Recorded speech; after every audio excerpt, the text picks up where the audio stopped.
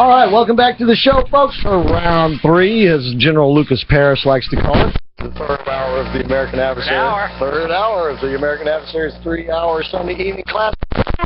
We appreciate it, folks. I am Christopher Hart, and that is General Lucas Paris, who has me, Cam. The Pariscope. Tell the folks how they can see it, please. Go to youtube.com. You'll find us on Adversaries TV. Just type in Pariscope, and you'll find all of our videos. All right.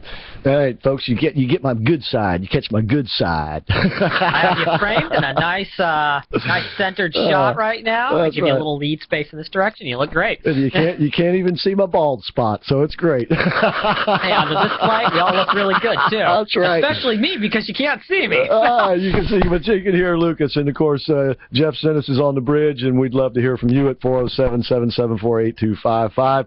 But it is that time in our Sunday evening 3-hour classic tour for our Sunny, that'd be Patricia Summerlin, our California gorgeous lady of wrestling girl, coming to us live from L.A. today. Howdy, girl. Hi, guys. How are you doing? We're doing well. How about yourself tonight? All right. Well, it's a sunny Sunday. You know? Sunny Sunday. I say? It's great. I'm just actually, as I was telling Jeff, I'm in the middle of folding my laundry. What a fun, exciting Sunday so far. It's super hot this way in Cali. We've had a heat wave, you know. Yeah. I'm sure you guys caught that one, but it's going to start cooling down here. Yeah, you need any help folding up stockings or those unmentionable things? The things that they usually call, you know, like spaghetti or what is my one friend? What is that? Dental floss? Oh, yeah. That's what we're talking about, yeah. All right, first of all, before we get rolling, you want to wish a friend of ours, your friend, who is now one of our friends, happy birthday. Absolutely. Michael Sam Houston out there. And as he says, he's a deck of cards now. And he laughs. And I'm going, oh, very good. So if anybody knows how many is in a deck of cards, they'll figure that out. Well, do you count? Happy birthday. Happy birthday, Sam. Do we count the jokers? Oh, I know. Well, he is a joker. Yes, indeed. That fits him. Yeah, yes. We're going to, we'll get him booked back on the show here again in a week or two. And we'll make sure that we do it when, you know, you can join us in the conversation with him as well. I'm going to be out there joining him here in, a couple of weeks. I'll be going back to Louisiana. And, that'll be fun. I haven't been back there since we toured with G.L.O.W. Is that right? Wow. Well, yes. Well, good. Well, then perhaps when you visit with him, we can have the two of you on at the same time.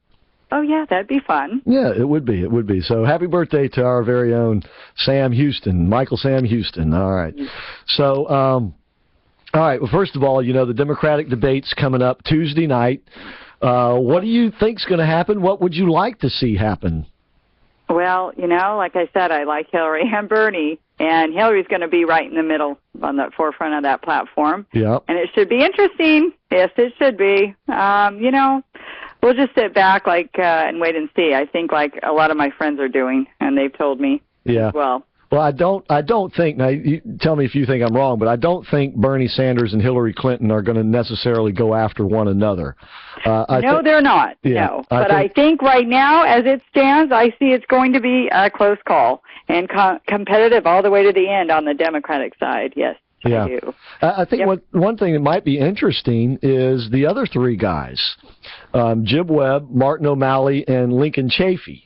And because you know they're way down in the polls, and the temptation for them to go after either one, Bernie or Hillary or both, might be too much to resist. Well, they have no other choice now where they're at. I think that's what they do best, isn't it? You know, well, that's part of politics. Yeah, definitely. That's right. You know, it's like us in the ring. You know, we go in for the kill, we get the headlock, and we do the body slams. And, you know, of course, we do know who gets to win or lose. Right. So something like, you know, politics, everyone says, oh, Sonny, how do you know it's going to be a Republican? I go, well, it's just common sense. What I say, the common sense party, only because we've had a Democrat for 8 years. I don't see it happening again. Yeah, you've been saying that for a while, and there are actually some other talking heads in the universe who are beginning to say the same thing. And not to say it'll be Trump. but it's interesting so far, gotta say. Well, now that you mention that, as a matter of fact, there's a poll, and I don't recall, I think it was either a Gallup or Reuters poll, nationwide poll, that showed that interest in this election is the highest in recent history at this point in the election. He's made it interesting. Indefinitely. Oh, yeah, that's what it is. Oh, yeah. Well, because he says what the guy's just off the charts. Well, I think part of the credit, though, I think too goes to Bernie Sanders. I mean, yes. Both he and Trump are sort of, they're not the establishment, the choice, and they are drawing huge crowds. They are drawing a lot of attention, and in Bernie Sanders' case, he's drawing a lot of money from people who are giving it in small amounts. And so it's the interest in this year's election is only, I think, going to intensify as it goes forward, especially if, say, for instance, Joe Biden were to decide to get in. And I know that you've kind of said that you wish that he wouldn't, but it's beginning to look more and more like he might, and we may know by this time next week if he is. Yes, I think he will, but at the same time, I don't think he's got a chance, my friends, To beat Hillary, you mean? Yeah, I don't think so. I think, like I said, I think Bernie, somewhere throughout this time, he's going to pass Hillary. And it'll be close between the both of them. Now the rest will follow, as is Trump, and on the Republican side, the lesser of. Now, and it respects to Ben Carson, right? Which I guess we'll talk about now. Yeah, which I was reading. It was interesting. Well, what did you think about Ben Carson, what he said? Now, this has to do with the debate over guns, and of course, anytime there's one of these high-profile shootings, this debate comes to the forefront. And he made this comment that if the Nazis had not taken the guns away from the German citizens, including, of course, the Jewish citizens, that the Holocaust, I don't think he said that it wouldn't have happened, but it would have been a whole lot different. Do you think he was wrong? Yeah, I mean, he basically explained that about the Nazi gun control, and he was, I think it's Dr. Kevin Ablow, I want to say, he was a psychiatrist. Mm-hmm. For Fox News, who interviewed him, and that was the one that I was reading upon. And yeah, it says he said Abablo, or whatever his name is, does not dispute the fact pointed out by the ADL that guns potentially available to the European Jews during the Holocaust, even if they could be legally owned, there would have been enough to overtake the Nazis. He instead argued instead argues that fiercer Jewish resistance to the Nazis, while futile in itself, would have preserved in Jews more courageous, if you will, mindset. I don't know. Carson was not there during this Holocaust, as far as I'm concerned. So the hindsight is 20/20. Yep. You know what I mean? Again, yeah, but we're talking now, right now, this day and age, with gun control. And I'm still for the people upon people. It's not the guns. It's the people killing people. Right. And it's the mental illness. It's whatever the case is, stems back from the family. No values, no moral values, no religious values. It's all went out the window. Yeah, you're right. All of that comes into play, and of course that's getting lost in the debate itself. But I do think that this is what makes the United States unique, is that we do have a Second Amendment, and it's becoming more and more unique. I mean, some countries in the world allow their citizens, as a matter of fact, Switzerland, I believe it is, requires their male citizens to have a gun. But for the most part, most countries they take the guns away. They only allow certain citizens to arm themselves, and of course that's to protect those citizens. And the thing about the United States is it was founded on opposing tyranny in every form, and the purpose of the Second Amendment was to enable the people to be able to be a backup, if you will, for that opposition to tyranny. And what Carson was saying is, look at this example where they did take away guns. Well, what happened after that? And just imagine if they had not taken away the guns, obviously history would have been different. Would have people been able to fight back.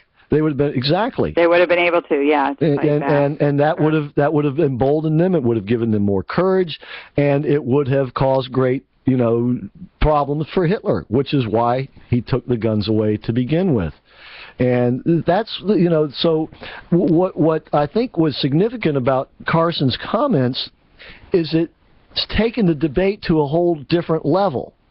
For instance, we oftentimes hear from people who want to have more restrictive gun laws, why do hunters need an AK-47 or an AR-15 or something like that?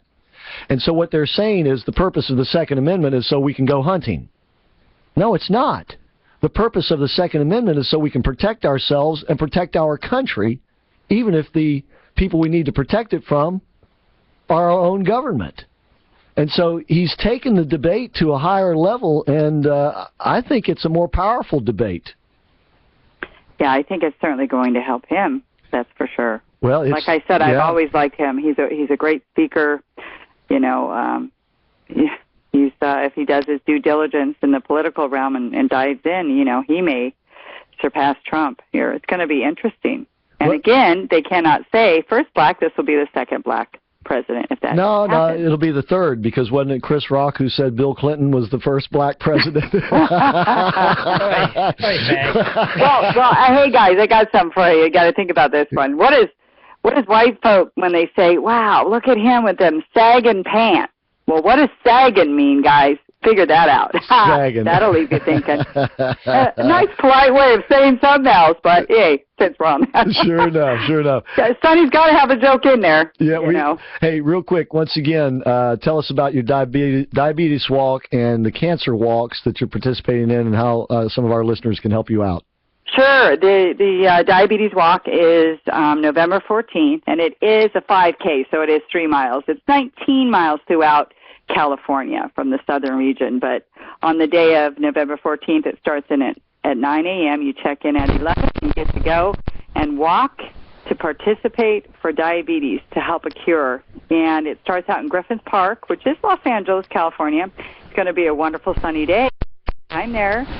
A gazillion people are coming out. You can bring your families. You get food. You get, fresh drinks and stuff like that. And, you don't have to take the whole walk. You can step out of it if you like, to show up and cheer on the folks that are walking, to watch them pass the finish line. It's going to be fun. And my team is the Sunshine Squad.